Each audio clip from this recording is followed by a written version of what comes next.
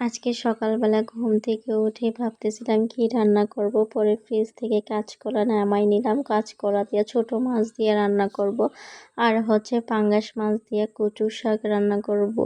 তো প্রথমে মাছগুলা ভিজাই রাখছি। তো এখানে মাছগুলা বরফ ছুটে গেছে, ভালো করে ধুয়ে এখন মাছটা ভেজে নিব।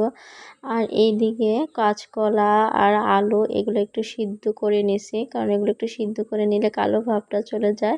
এর মধ্যে আমার মাছ ভাজাটাও হয়ে গেছে। তো অনেক খিদা লাগছিল সকালবেলায়, তো ভাবলাম কি খাই। পরে ভাবলাম যে পান্তা ভাত আছে, পান্তা ভাতের সাথে কিন্তু ডিম ভাজি দিয়ে শুকনো মরিচ দিয়ে খেতে অনেক বেশি ভালো লাগে আমার। তো এইদিকে আমি আজ তরকারিটা বসাই দিয়ে খেতে যাব। তো এখন আমি ভালোভাবে সব মশলা দিয়ে দিলাম, মশলা দিয়ে ভালোভাবে তরকারিটা কষাই নিচ্ছি। তরকারিটা যখন কষানো হয়ে গেছে, বেশি একটা কষানো লাগে নাই, কারণ এইগুলো আমি সিদ্ধ করে নিছি আগে। তো এই যে দেখেন কষানো হয়ে গেছে। এর মধ্যে আমি এখানে পরিমাণ মতো পানি দিয়ে দিছি। পানি দিয়ে তরকারিটা যখন বলক চলে আসছে, তখন আমি মাছগুলা দিয়ে দিচ্ছি। তো এখানে আমি মাছগুলা দিয়ে দিচ্ছি সবগুলা। তো মাছগুলা দিয়ে ভালোভাবে একটু নাড়াচাড়া করে চুলার মধ্যে বসায় রাখলাম, মাছগুলা সিদ্ধ হোক আর একটু।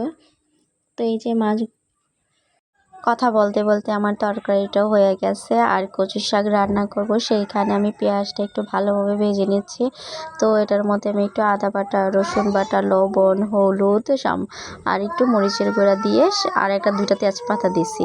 আর এখানে পাঙ্গাস মাছ ভেজে নিয়েছিলাম, এই পাঙ্গাস মাছগুলো আমি ছোট ছোট করে দিয়ে দিচ্ছি। আমি আবার কচু শাক পাঙ্গাস মাছ দিয়ে খাই, অনেকে আবার সিমের বিচি দিয়ে খায়, অনেকে শুটকি দিয়ে খায়, যার যেটা ভালো লাগে সেটা দিয়েই খাই, কিন্তু আমি বেশিরভাগই মাছ দিয়ে খাই। তো এই যে কথা বলতে বলতে মশলাটা আমার কষানো হয়ে গেছে। এর মধ্যে আমি এখন কচু শাকগুলা দিয়ে দিব। কচু শাকগুলা দিয়ে ভালোভাবে নাড়াচাড়া করে নিব। আর আমার এখানে কিন্তু এখনও কচু শাকের বরফটা ছোটে নাই, কারণ আমি দেরিতে নামাইছি, নামাতে একটু দেরি হয়ে গেছে, রান্নার আগ মুহূর্তে রান্নাই করেছি। এর রান্না করতে করতে আমার অনেক বেশি খিদে লেগে গেছে। তো বাসায় কিছু পান্তা ভাত ছিল, আর একটা ডিম ভাজি করছি আর শুকনো মরিচ।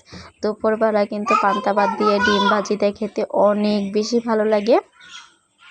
তো এই যে আমি ডিম ভাজিতে আর কাঁচা শুকনো মরিচ দিয়ে খাবার খেয়ে নিছি। তো ফাইজামণি কিন্তু এখনও ঘুমাচ্ছে, ঘুম থেকে উঠে নাই। তো এই যে সবাই